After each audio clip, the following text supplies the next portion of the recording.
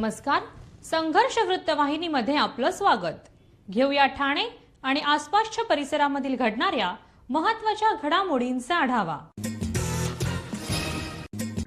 सालाबादप्रमाणे यंदाही गुढीपाडवा म्हणजे हिंदू मराठी नववर्षानिमित्त सकाळी 7 वाजता कोपिनेश्वर मंदिरातून भव्य दिव्य अशी स्वागत यात्रा काढण्यात आली होती. ही स्वागत यात्रा शहरातील मुख्य भागातून फिरत फिरत स्वागत यात्रेचे नौपाडा गोखले रोड येथे आगमन होताच नौपाडा गोखले रोड येथे आईस्क्रीमचं वाटप करून तसेच फटाक्यांची आतिषबाजी करत मराठी गीतांचा सुमधुर कार्यक्रमाचं यावेळी आयोजन करण्यात आलं होतं.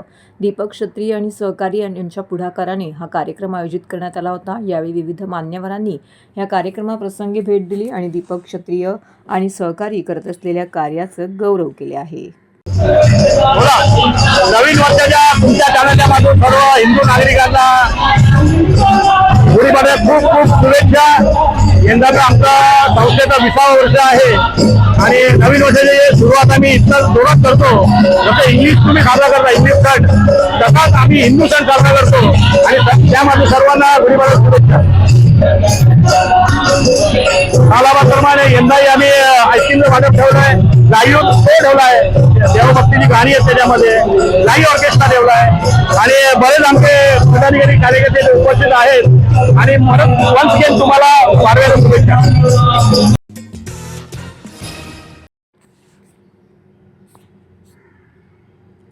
महाराष्ट्राचे उपमुख्यमंत्री एकनाथ शिंदे यांनी पुन्हा एकदा आपल्या साधेपणा, माणुसकी आणि दिलदार स्वभावाची प्रचिती ठाणेकरांना दिली आहे.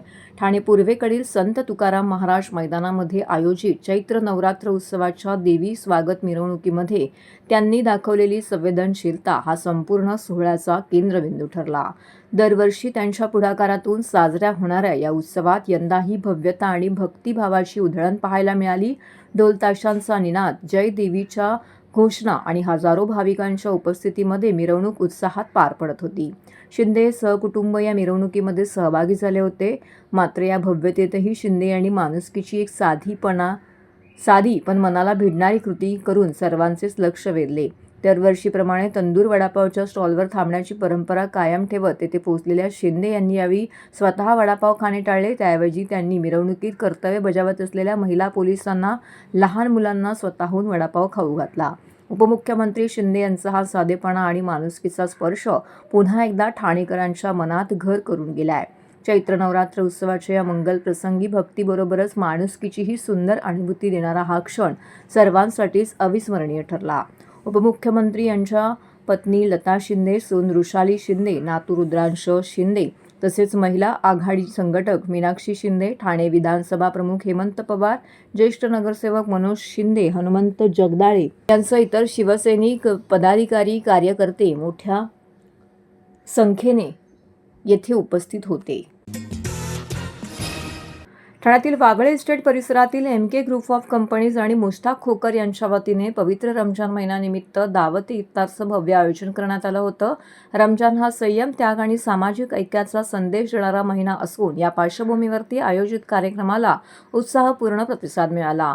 यावेळी पारंपरिक पद्धतीने खजूर, फळे, सरबत, विविध प्रकारचे खाद्यपदार्थ यांची व्यवस्था करण्यात आली होती. मुस्लिम बांधवांनी एकत्रितपणे उपवास सोडला.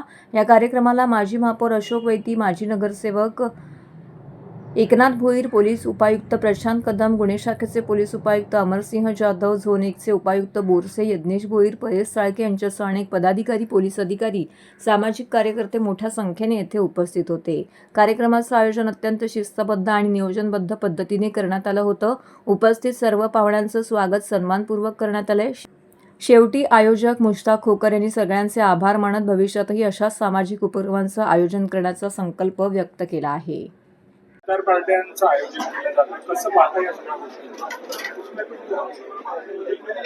ये इफ्तार पार्टी मेरी पर्सनल है और वैती साहब, एकनाथ भोईर साहब, यज्ञेश भाई और शिंदे साहब के नेतृत्व में हम करते हैं. उसमें है अभी क्या पक्ष का करें, ये तो एक प्रोग्राम है हिंदू मुसलमान एकता का, जिसमें सब लोग आते हैं. हर कार्यक्रम के पीछे मेरे पीछे वैती साहब खंबीरपने खड़े रहते, दादा खड़े रहते, यज्ञेश भाई खड़े रहते. तो हम तो कभी ये देखते नहीं है और ये हिंदू मुस्लिम एकता का एक छोटा सा प्रोग्राम रखते हैं. प्रथम मी रमजान महिन्याच्या पवित्र महिन्याच्या सर्वच मुस्लिम बांधवांना शुभेच्छा देतो. आणि उद्या गुढीपाडवा आहे, आमच्या तमाम हिंदू मराठी नूतन वर्षाचा. उद्या खरं तर 3.5 मुहूर्तामधला एक मुहूर्त आहे. त्या सर्व आमच्या हिंदू बांधवांना सुद्धा गुढीपाडव्याच्या शुभेच्छा, येणाऱ्या रामनवमीच्या शुभेच्छा. आणि या ठिकाणी आपण पाहतोय हिंदू, मुस्लिम, शीख, ईसाई हे सर्व हम आहे भाई भाई हे एकतेचा संदेश देण्याचा प्रयत्न या माध्यमातून होत असतो. आणि या ठाणे शहरामध्ये एक संस्कृती वेगळी आहे. धर्मवीर आनंद दिघे साहेबांचा ठाणे जिल्हा आहे. आणि आज महाराष्ट्र राज्याचे यशस्वी मुख्यमंत्री आदरणीय उपमुख्यमंत्री एकनाथ शिंदे साहेबांचाही ठाणे जिल्हा आहे. त्यामुळे इथे वेगळं हिंदू मुस्लिम सर्व एकत्र येऊन हे कार्यक्रम आम्ही करत असतो.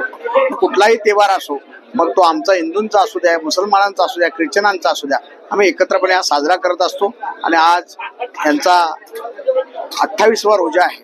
आणि त्या रोजाच्या दिवशी आज इथे या ठिकाणी मुस्ताक खोकर, MK ग्रुप आणि त्यांचे बंधू इसाक खोकर यांनी या ठिकाणी पार्टी आयोजित केलेली आहे. मी त्यांना धन्यवाद देतो. अशाच प्रकारचं काम आपल्याकडनं होत राहावं अशा सदिच्छा व्यक्त करतो. आणि परत एकदा सर्वांना गुढीपाडव्याच्या आणि रमजानच्या शुभेच्छा देतो. जातीपातीवरनं राजकारण केले जाते. रस्त्यांवरती नमाज पाळल्या जाऊ नये असं बीजेपी काही नेत्यांनी वक्तव्य केलेलं आहे. दुसरीकडे मुस्लिम धर्मियांना घेऊन इफ्तार पार्टी शिवसेना आयोजन करते. कसं पाहता याच्याकडे? नाही, इफ्तार पार्टीचं आयोजन या ठिकाणी आपण शिवसेना परिवार आणि MK ग्रुप यांच्या माध्यमातून या ठिकाणी आयोजित केलेलं आहे. इफ्तार पार्टी म्हणजे एक सर्व समाजाला एकत्र घेऊन हा कार्यक्रमाचे आयोजन केलेलं आहे. त्याच्यामध्ये कोण काय बोलतो त्यापेक्षा आपण सर्व समाजाला एकत्र घेऊन हा कार्यक्रम आयोजित केला. आपण 1 वर्ष नाही तर गेल्या अनेक 10 वर्षापासून हा कार्यक्रम आयोजित केला. इंदिरानगर ह्या ठिकाणी देखील गेल्या अनेक वर्षापासून हे कार्यक्रम होत आहेत. धर्मवीर आनंद दिघे साहेब असल्यापासून प्रत्येक कार्यक्रमाला ते ह्या ठिकाणी उपस्थित राहत होते. त्याप्रमाणे जसं मुस्लिम बांधव आहेत, दिघे साहेबांचा कुठलाही शब्द असेल, पूर्ण महाराष्ट्रात जरी वाद झाला तरी ठाण्यामध्ये कधी वाद होत नव्हता. त्याचं प्रेरणास्थान म्हणजे दिघे साहेब होते.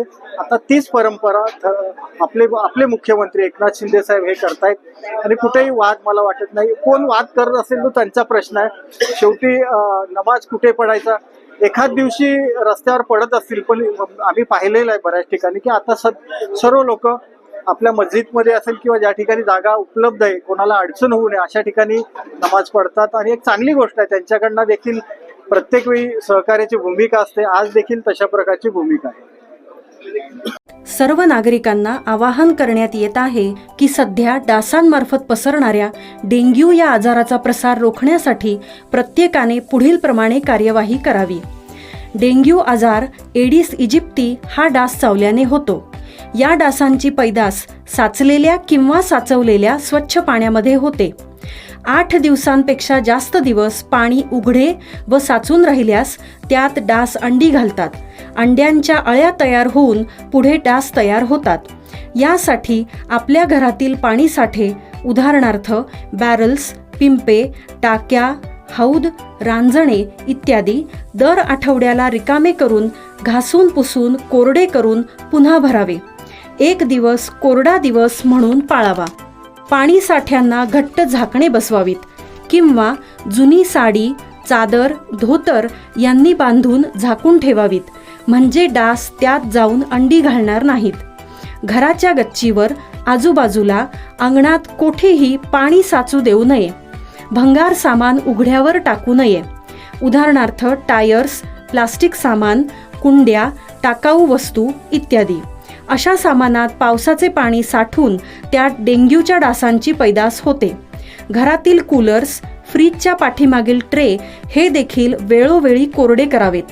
लक्षात ठेवा, नुसत्या फवारणीने डास घनता कमी होत नाही, तर त्यासाठी डास पैदास ठिकाणे नष्ट करणे ही आपल्या सर्वांची जबाबदारी आहे. कोणताही ताप अंगावर न काढता जवळच्या शासकीय रुग्णालयात मोफत औषधोपचार घ्या. अशा प्रकारे नागरिकांनी सहकार्य केल्यास डेंग्यूचा प्रसार रोखणे सहज शक्य आहे.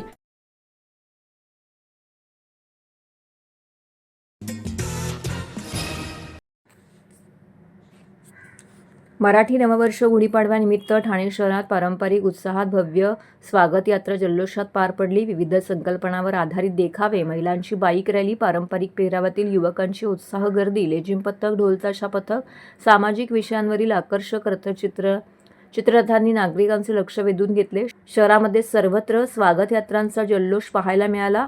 श्री कोपिनेश्वर सांस्कृतिक न्यासाच्या वतीने दरवर्षीप्रमाणे यंदाही हिंदू मराठी नववर्ष आणि गुढीपाडव्याच्या निमित्ताने भव्य स्वागत यात्रा काढण्यात आली. या स्वागत यात्रेचे यंदाचे 26वे वर्ष असून शहरात उत्साहाचे वातावरण पाहायला मिळाले.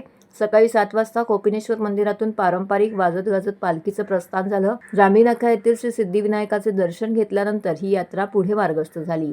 यंदाच्या यात्रेमध्ये समर्थ ठाणे, सशक्त भारत, वंदे मातरमच्या 150 वर्षाची नोंद, भारत 2047 आणि नागरी कर्तव्य या 4 प्रमुख संकल्पनांवर आधारित तब्बल 58 चित्ररथ सादर करण्यात आले होते. या चित्ररथांच्या माध्यमातून सामाजिक, सांस्कृतिक, शैक्षणिक, पर्यावरण विषयक विविध संदेश देण्यात आले.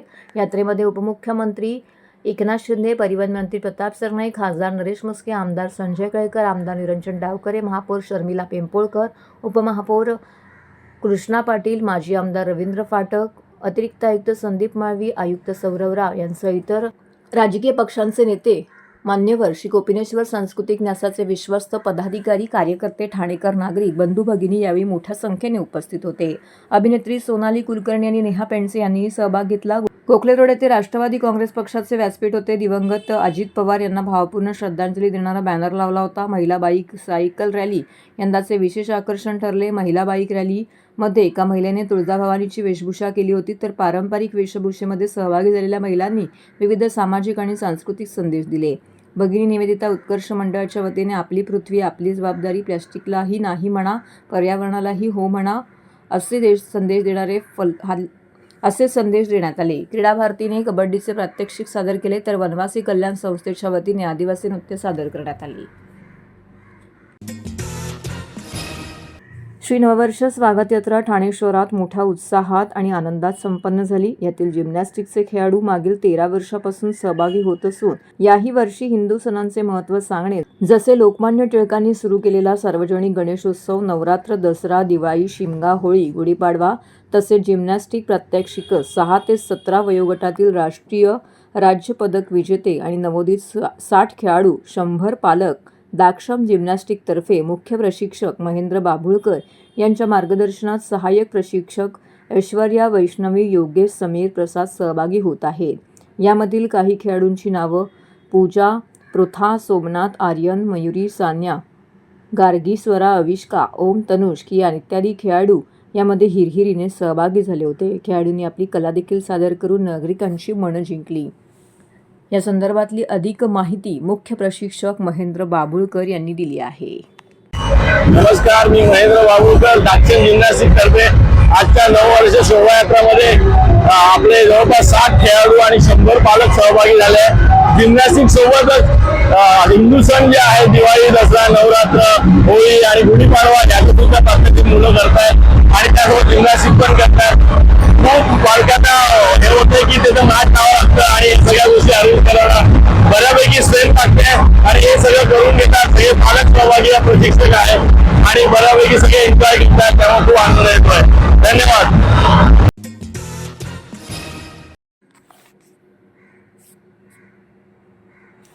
गुढीपाडव्याच्या शुभमुहूर्तावरती ठाण्यातील पत्रकारांसाठी अत्यंत आनंदाचा आणि ऐतिहासिक क्षण अनुभवायला मिळाला. सातत्यपूर्ण पाठपुराव्यानंतर पत्रकारांना म्हाडाची हक्काची घरकुलं मिळाली असून या उपक्रमाचं प्रमुख श्रेय ठाणे जिल्हा पत्रकार संघाचे अध्यक्ष संजय पेत्रे यांना देण्यात आले. या पार्श्वभूमीवरती महापौर शर्मिला पिंपोळकर यांनी त्यांच्या कार्याचा गौरव करीत ठाणे शहर नियोजन समितीत त्यांच्या सहभागाचा विचार करण्यात येईल असं आश्वासन दिलं आहे. कोलशेत येथील संजीव आश्रय इमारतींमधील 53 घरांच्या लॉटरीमध्ये 42 अर्जदार पात्र ठरले होते. यापैकी संपूर्ण रक्कम भरलेल्या पत्रकारांना गुढीपाडव्याच्या मुहूर्तावरती घरांच्या किल्ल्या देण्याचे निर्देश उपमुख्यमंत्री तथा गृहमंत्री एकनाथ शिंदे यांनी दिले होते. त्यानुसार संजय पेत्रे यांनी सातत्यपूर्ण पाठपुरावा करून म्हाडा प्राधिकरणाकडून किल्ल्यावर ताबापत्र मिळवलंय. त्यानुसार ठाणे महानगरपालिकेच्या कैलासवासी नरेंद्र बल्लाळ सभागृहामध्ये आयोजित कार्यक्रमामध्ये पात्र पत्रकार आणि त्यांच्या कुटुंबियांना म्हाडाच्या घरांच्या किल्ल्या आणि अंतिम ताबापत्रांचं वितरण मान्यवरांच्या हस्ते करण्यात आले. गुढीपाडव्याच्या पूर्वसंध्येला हा कार्यक्रम पार पडल्याने उपस्थितांमध्ये उत्साहाचं वातावरण होतं. या कार्यक्रमाला उपमहापौर कृष्णा पाटील, माहिती जनसंपर्क विभागाचे उपसंचालक मनोज सानप, ठाणे जिल्हा पत्रकार संघाचे पदाधिकारी तुषार राजे, नारायण शेट्टी, श्रीकांत खाडे, ठाणे शहर दैनिक पत्रकार संघाचे आनंद कांबळे, दिलीप शिंदे, ज्येष्ठ संपादक दीपक दळवी, महापालिकेच्या उपमाहिती व जनसंपर्क अधिकारी प्राची डिंगनकर यांची उपस्थिती होती. या उपक्रमामुळे ठाण्यातील पत्रकारांचे घराचे स्वप्न साकार झाले असून पत्रकार संघटनेची एकजूट आणि सातत्यपूर्ण प्रयत्न यशस्वी ठरल्याचं यावेळी अधोरेखित झाले. तर हे होतं संघर्ष वृत्तवाहिनीचं आजचं बातमीपत्र. उद्या पुन्हा भेटू याच वेळी याच ठिकाणी ताज्या घडामोडींसह. तोपर्यंत नमस्कार.